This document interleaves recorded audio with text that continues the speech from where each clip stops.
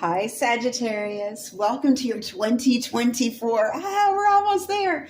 Year ahead reading. Now, for those of you who are watching this in 2024, we made it. Yay! Because this is a year where I feel like a whole world is opening up for you. I feel like there's going to be this giant shift in perspective, an expansion on your knowledge, an expansion of your psyche and the world around you. This is the year you get to fall in love with life again. I feel like many years from now, when you're old and sitting in your rocking chair, you're going to be able to look back on this year and with just the most beautiful nostalgia, the most beautiful memories. So let's get into it. Now, these are the cards that flipped out for you here as I was shuffling. I have the top row kind of geared morely towards love. Morely, is that a word? And the bottom row towards money. Together, they're general. And I do have them set up somewhat in seasons. So we have spring, summer, autumn, and winter. Now, we're starting off here with the Eight of Wands. Lots of good messages coming through. Lots of yes. I get a lot of yes, a lot of approvals, a lot of opportunities, a lot of decisions. You have options. I really feel a kinship between this card and this particular reading. I feel a kinship between the Eight of Wands and your typical, say, Seven of Cups. Lots of opportunities. Only these are all good decisions. Okay, in the Seven of Cups, sometimes, not everything is, not all that glitters is gold. But in this particular circumstance, it's almost like Spirit is sending you blessing after blessing after blessing. What a beautiful way to start off the year, right? Some of these I also feel may be hidden. As you see, some of the wands are a little bit further in their journey than the others. So they're not all going to come at exactly the same time, but roughly spring. And I am getting that some of these are decisions that you never thought you would be considering. You never thought you would be making these decisions. This is what's exciting about it. And we got this really strong fire energy here. Sagittarius, you're all up in this reading with the wands. But beautiful, beautiful energy. Lots of good news coming through. Opportunities. Now, underneath it here, we have the Five of Cups. And the Five of Cups also speaks to opportunities being available, but you being distracted by things that did not work out. Now, this is where I feel like it's such an opposite energy that I feel like this is where your sort of aha moment comes through here in the spring, as things are blooming, as the world is coming back to life in the spring, as all these new opportunities are coming through, some of which you never thought you would be considering. You are reflective of things that did not work out in the past. I think for a lot of you, there's this change of pace, a change of pace. Some of you may be getting into new relationships or maybe embarking on new relationships, and you're a little bit reflective of things that didn't work out. It could be that this new person that comes in is wonderful to you, absolutely wonderful to you. And in this experience with this new person, you could be reflecting that, wow, I didn't realize how badly I had been treated until I met this wonderful person. That's only going to resonate for some of you. For others, I'm getting new decisions that you didn't think you would be making. Some of you, I do feel like you thought you were going to be a parent or you had planned on having children. And for whatever circumstance, it's not working out in your life. Maybe you haven't met the right person. Maybe your body isn't able to. Maybe just the circumstances, money, finances, maybe your family situation just didn't provide a flourishing environment to bring life into the world. And I feel some of you are navigating a possible life without children. Some of you are going to be child-free, and this was not something that was encouraged upon you as you were growing up, perhaps in a traditional atmosphere. Again, that's only going to resonate with some of you as well. And what you find out in this journey, I'm getting world mother. Some of you weren't able to have your own children, so you're going to be a world mother. And let me elaborate on that, because world mothers are sacred. They are absolutely sacred. I'm going to share an example here. And again, this is just going to resonate with some of you, but I was shopping years ago. I remember this. I was just a bystander watching this. And I happened to be crossing paths with a woman who had like 3 children. And she had this infant in the little seat of the cart. And then, like a 3-year-old that was bouncing all over the place, and a child that was a little bit older who seemed to be assisting her. And the toddler that was, the baby, I guess you could say, that was in the cart was just all over the place. They're at that explorative age. They're in awe of the world around them. They're reaching out for everything.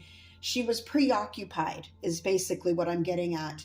And in this moment, I saw an older fellow. He didn't really look like a gentleman. He looked a little bit sketchy, try to guide her 3-year-old away. And I even thought I heard some words of like, we'll find your mother over here, when the mother was in a completely different direction. And right as I was a little too far away to do anything, and I didn't have to, because a world mother stepped in, a woman just out of nowhere who didn't have any children, on her arm. She was just by herself, came and stopped and halted this and said, look, his mother's over here. I've got him. You need to go on. And I remember she and I making eye contact in that time, and we just sort of knew that she had stopped a kidnapping. So what a world mother does is so pivotal. In those moments where a mother, a biological mother, distracted with her own children, or distracted or just preoccupied, the world mother will step in and assist. The world mother is there to look after children who don't have parents. The world mother is there to look after communities that have fallen into hardship. And I feel like this sense of the world, you're going out into the world, and we'll go into this here with the other cards, but I feel like this change has you a little bit in your feels, because maybe, like I mentioned, you were brought up in a traditional sense where it was, you were given the impression, or it was basically taught upon you, no, you have to live your life this way, or you're not going to be happy. One thing Spirit's saying is no happy person is going to tell you you're going to die alone. Okay? Be very, very careful of those people. The people that claim to have, oh, this is the beautiful life that I have, and look at my life, and you're going to die alone. No one happy would ever tell you something like that when you're not harming anyone. Okay? So just be mindful of that. Spirit's very, very adamant on that message coming through for some of you. Now, for others, I do feel like there were just a lot of hardships in your life, and you don't want to make bad decisions. You have a rational side to you that you're very careful with all these good opportunities coming through. You don't want to make any bad decisions. You don't want to fall back into a period of sadness. I feel like some of you had or are overcoming depression, and sometimes it's hard to get out of that. But I feel like Spirit is lifting you up out of that this year. Now, next up, we have the Hanged Man. And the Hanged Man, I feel, is a very necessary pause. It's a limbo of sorts, but it's happening at the perfect time, because right underneath the Hangman, we have the Wheel of Fortune, the infamous wheel, this life shift, this destiny of yours.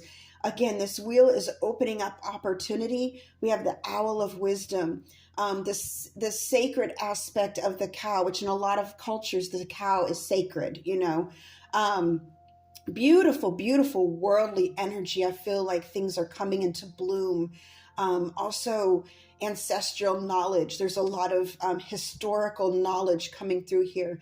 And in this moment, you're accepting it. You're receiving it, You're taking this pause to receive this and to acclimate. That is a very, very wise decision. And this happens kind of around summer. I'm getting midsummer. For some of you, you're getting more a more accurate stance on the world.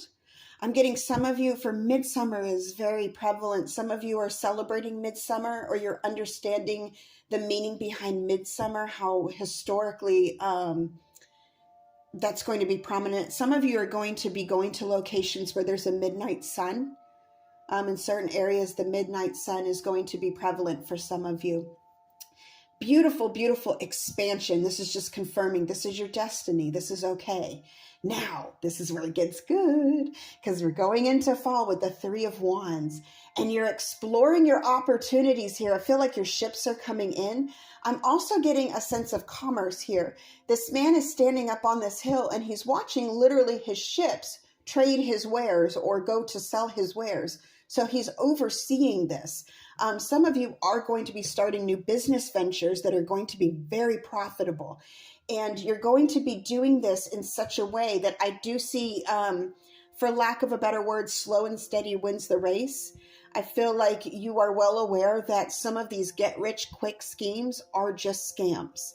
And not all of them, but most of them are. And so you understand that, hey, I'm going to invest wisely. I'm going to put my money where it will be the most profitable. I have patience. I have this new perspective on life, and life is good. Now, underneath this here, we have the Two of Wands, and here we have this beautiful childlike energy, beautiful flourishing energy. I feel like you're looking at the world again through the eyes of a child with awe and wonder.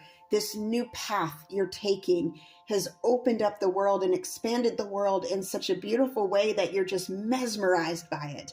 And the Two of Wands does speak to choices, but in this particular deck, it is a little bit of a fork in the road, but neither path is wrong. You're simply at this point where, wow, no matter which step I take, I'm going to be having the time of my life. Now, which step do I take?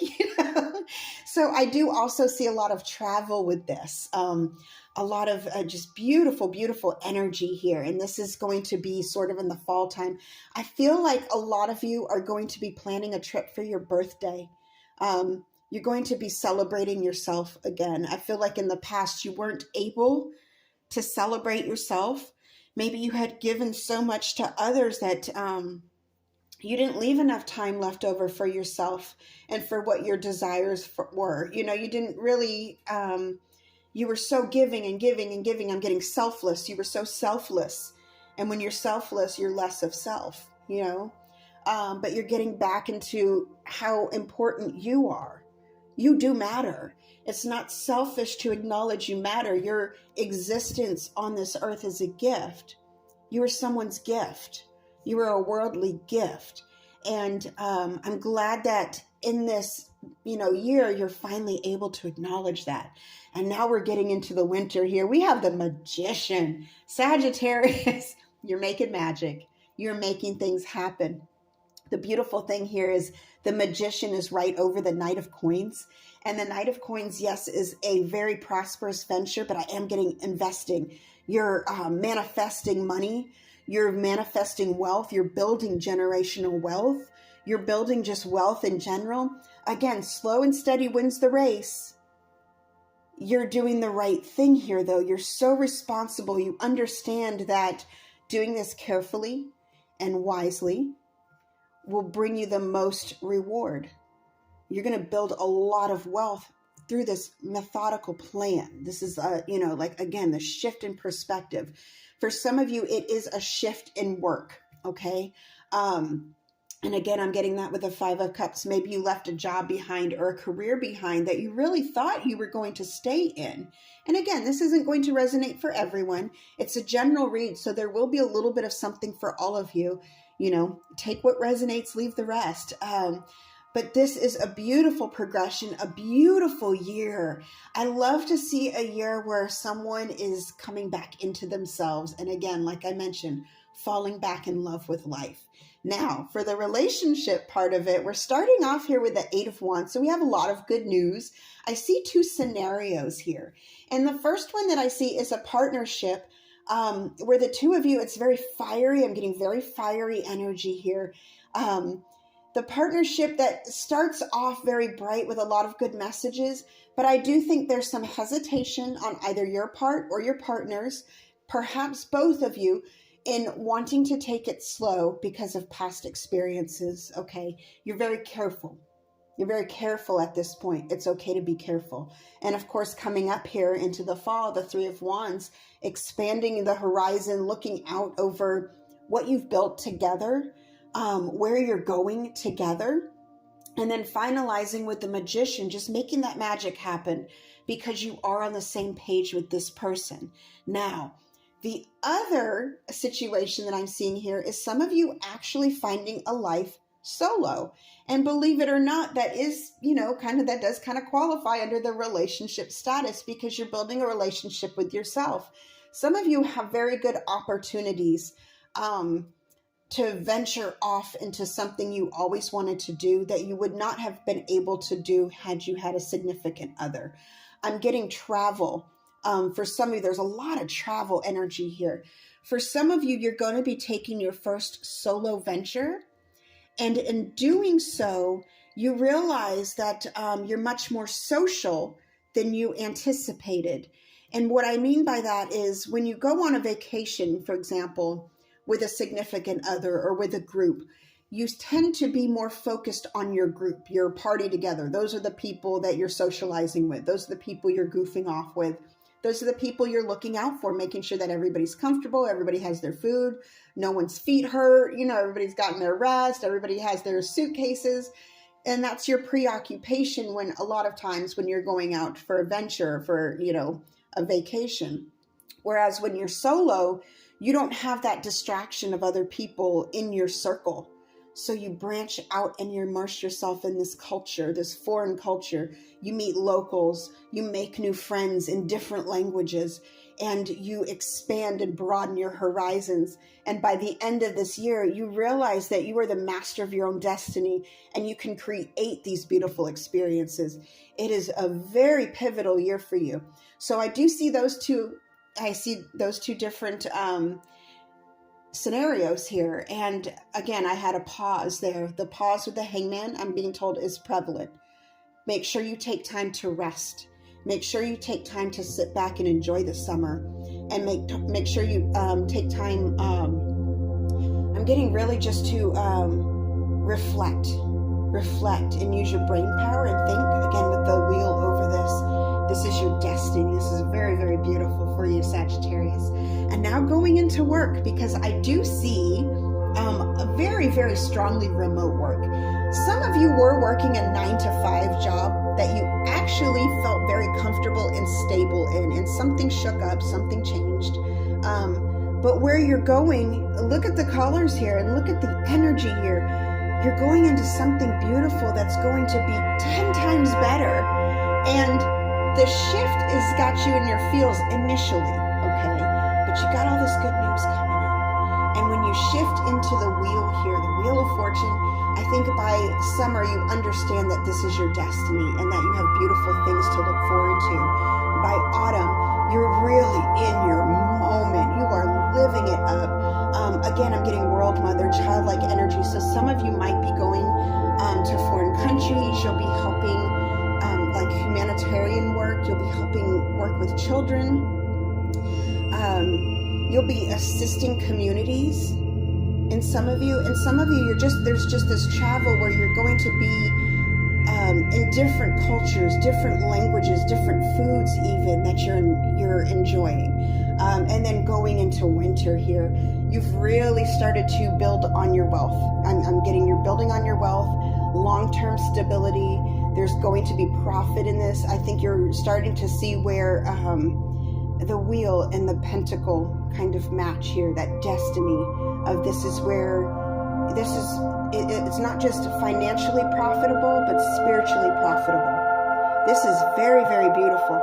Now, for some of you, I do see, like I mentioned, travel, and I do see remote work. I don't see any danger. You know what I mean? And that's not to say that, don't watch your back. I think you're just already responsible enough to look out for little things that might cross your path. But what this shows me is this beautiful transition that just gets better and better and better. And it all starts with you coming out of this mindset, noticing the 2 cups behind you. And I feel like they're ancestral guidance, like your ancestors are keeping these cups safe for you. while you grieve, you know, you take that moment to kind of miss and to kind of grieve and have those feelings, and those emotions are, you know, they're valid is what I'm getting. You have, your emotions are valid. It's okay for you to feel loss as long as you understand that this too shall pass and you have beautiful things ahead of you. And the cards prove it. These flipped out for you. These aren't cards that I, you know, went through and picked out because I wanted you to have a good story. No, this is beset. And this is for you, Sagittarius. I am so happy to bring you this message. I really hope this helped. So until next time,